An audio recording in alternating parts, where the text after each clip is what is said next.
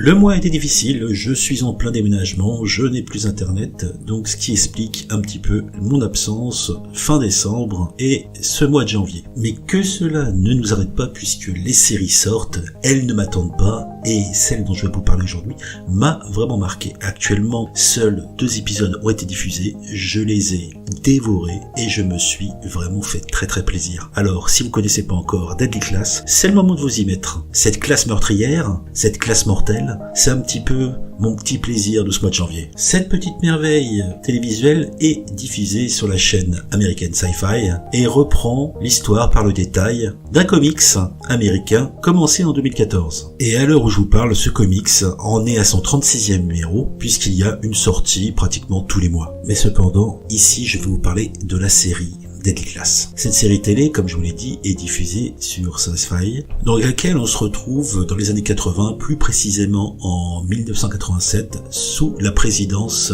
de Ronald Reagan. Notre héros, le jeune Marcus, est un adolescent orphelin et sans abri. Il est recherché par la police parce qu'il aurait mis le feu à son foyer d'accueil et aurait, au passage, tué la plupart des enfants qui y vivaient. Le voilà en cavale, il vit dans la rue, parmi les SDF, fumant un joint qu'il trouve par terre, mangeant les restes des poubelles. Et un jour, il est secouru par d'étranges lycéens et par un vieux sage asiatique. Celui-ci se nomme Maître Lin et il l'invite à rejoindre le King's Dominion, une école privée où on enseigne aux enfants d'assassins, de tueurs, de trafiquants de drogue et autres leaders vicieux de ce monde, nazis, Khmer rouge, potentats chinois, comment devenir de bons petits meurtriers capables de flinguer, d'empoisonner, de poignarder, d'écraser tous ceux qui sont censés le mériter, en tout cas aux yeux des assassins. Et puis cela, selon leur bon plaisir. Dit comme ça, cela semble glauque, voire même macabre, mais ça reprend sans état d'âme la bande dessinée, et cela est très bien.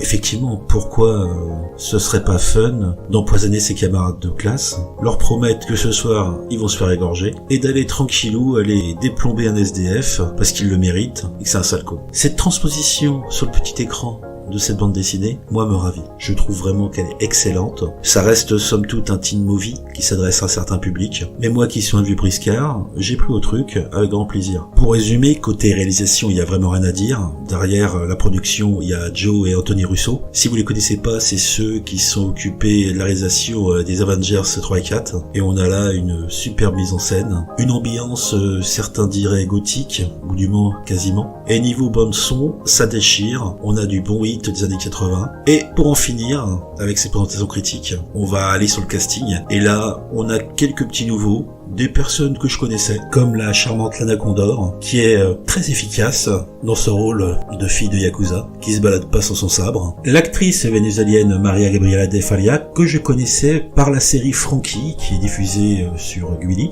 et que je regarde avec mon fils. Une production Nickelodeon. Vous voyez le niveau, c'est de la bonne. Toujours dans le genre de beauté latine, j'ai également aperçu Erika Serra, qui jouait Joe Lupo dans la série également de Sci-Fi Eureka. On retrouve Taylor Hickson vu dans Deadpool en gothique un petit peu parti. Enfin, on retrouve également pas mal d'autres visages que l'on connaît, comme Ryan Robbins, qui est le SDF qui se fait trucider par notre héros. Ce qui m'amène à penser que cette série doit être réalisée au Canada, puisque le nombre d'acteurs canadiens présents dans cette série comme dans d'autres est assez confondant. Alors, faut-il voir cette série ?